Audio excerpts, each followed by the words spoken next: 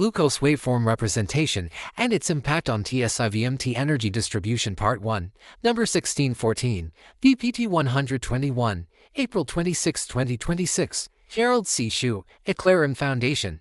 Category: TSI Models, Diabetes. Preface: Yesterday, I completed a paper examining 3 different types of HbA1c from glucose measurements, finger stick A1c, CGM A1c, and laboratory-tested A1c, focusing on their similarities and differences. This morning, I woke up around 6:45 a.m. from a dream. In that dream, I was thinking about how these 3 glucose measurements might impact my already developed 3 TSI-based risk warning tools: stroke, seizure, and cardio-renal. There are approximately 6.25%, or about 500 million people out of a global population of 8 billion, suffering from these 4 major mortality-related diseases. At that moment, I realized that my thinking had become more interconnected. It was no longer confined to a single domain, a single disease, or a narrow scope. Instead, it began to cross boundaries. This reflects my academic background over the past 44 years, during which I have studied across 12 different disciplines. My medical research follows the same pattern, crossing multiple organs, mortality diseases, and complex influencing factors with a very simple objective of saving my own life. Therefore, this paper focuses on studying the 3 TSI models: TSI cardio-renal, TSI stroke, and TSI seizure under the influence of 3 different glucose measurement methods, represented by HbA1c values. Introduction: This work originates from a fundamental observation within my self-collected health data, gathered using my self-developed medical AI software on my iPhone. All 3 TSI proxies, TSI stroke, TSI seizure, and TSI cardio-renal use glucose as a core input variable. TSI-cardio-renal includes BMI, glucose, and SBP. TSI stroke includes glucose, pulse pressure PP equals SBP dBP, and SBP. TSI seizure includes TSI stroke, which already contains glucose and sleep hours. Glucose represents a foundational layer of metabolic influence that affects multiple organ systems, including the brain, both structural effects related to stroke and electrical effects related to seizures, as well as the heart and kidneys. Both are structural effects of different vascular systems. In clinical practice, glucose control is often represented by HbA1c. However, A1c is not a single unified measurement. It can be derived from continuous glucose monitoring, CGM, finger stick measurements, or laboratory testing. Each method represents a different transformation of the same underlying glucose system. Therefore, the key question is not simply the glucose level itself, but how these different representations of glucose influence system behavior within the TSI VMT framework. Core viewpoint: glucose as a waveform, not a scalar. In this study, glucose is treated as a waveform rather than a single average value, from a physics and signal processing standpoint. CGM: glucose represents a high-frequency waveform that captures continuous fluctuations and peak dynamics. Finger glucose represents an undersampled waveform that captures for discrete time points but misses intermediate variations. Laboratory A1c represents a low-pass filtered waveform that reflects long-term averaging, usually 90 days period, and removes most time domain structure. These are not different glucose values, but different transformations of the same physiological signal. Therefore, these 3 A1c models produce 3 different sets of numerical data. System structure: fixed TSI with variable signal representation. It should be emphasized here that all of these 3 TSI proxies in this study are constructed using CGM-derived glucose as the primary input.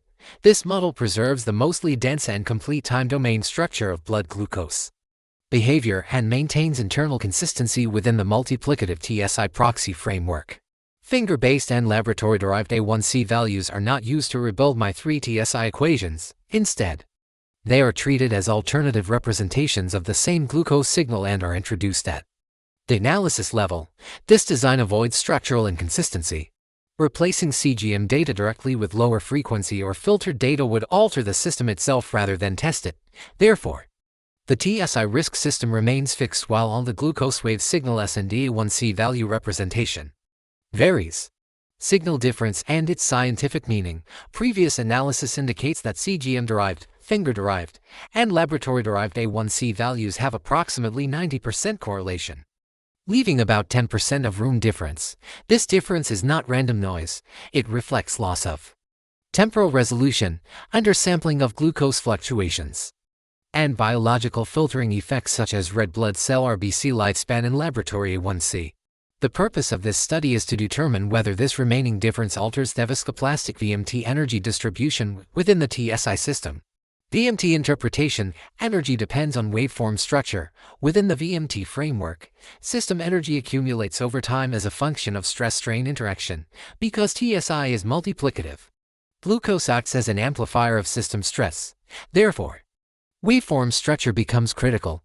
A glucose signal with frequent spikes can generate higher instantaneous stress and stronger multiplicative interaction, leading to greater accumulated energy.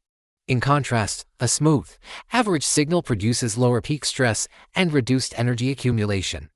This leads to a key principle: two glucose signals with similar A1c values can produce different physiological energy burdens due to differences in waveform structure.